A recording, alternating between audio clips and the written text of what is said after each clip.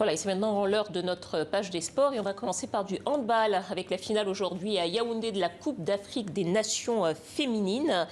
Et les Angolaises conservent leur titre. Bonsoir, Alice-Laure. Bonsoir, ce sont les Reines d'Afrique.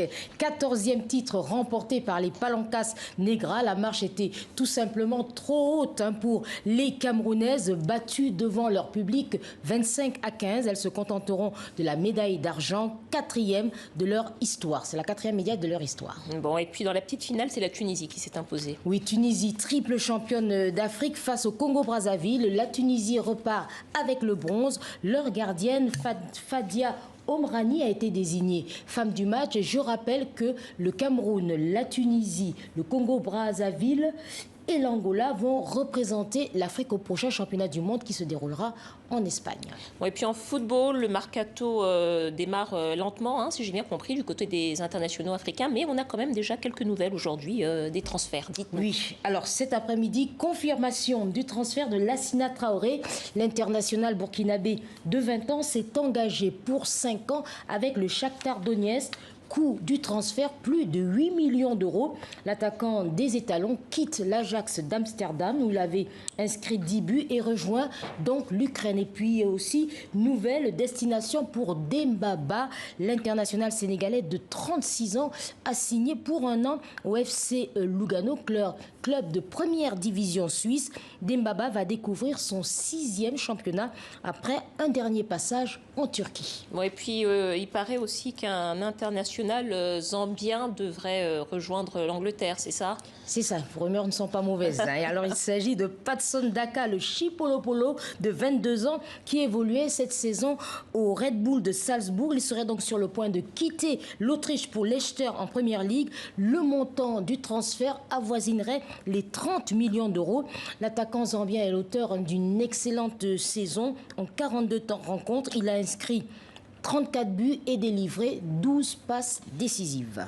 Bon, autre nouvelle, toujours en football, Lidlor, les Lions indomptables du Cameroun ont un nouvel entraîneur. Oui, on l'a appris aujourd'hui. Gabriel Zabo Tozé, ancien entraîneur des Lions de moins de 20 ans, est désormais le nouveau sélectionneur des Camerounaises. Il remplace Alain Djemfa, limogé pour n'avoir pas réussi à qualifier le Cameroun aux Jeux Olympiques de Tokyo. C'était peut-être la défaite de trop. Et puis, une jeune retraitée intègre le staff des Lions, c'est Gaëlle Nganamouit, sacrée meilleure joueuse africaine en 2015. Voilà, bravo à elle. Et puis en RDC, Liselor, c'est une nouvelle qui avait vraiment fait l'effet d'une bombe, puisque Constant Omari n'est plus à la tête de la Fédération de football. Oui, la décision est tombée cette semaine. Après 18 ans passés à la tête de la FECOFA, Constant Omari a démissionné cette semaine. Le puissant président reste une figure continentale. Il a travaillé à la Confédération africaine de football aux côtés du président Ayatou, aux côtés également du président Ahmad Ahmad. Il a été président par intérim et vice-président de la CAF. Bon, on termine avec cette nouvelle, Liselor. Demain, ce sera le début des demi-finales de la Ligue africaine des champions. Oui, et ce sera les demi-finales aller avec à 18h une grosse affiche. C'est tout simplement une finale qui se jouera entre l'Espérance de Tunis et l'Ogre égyptien Al Ahly. Les espérantistes seront privés d'un de leurs défenseurs positifs à la Covid-19 et auront l'avantage de disputer cette rencontre devant leur public. 5000 supporters auront accès au stade Amadi Agrebi de Radès.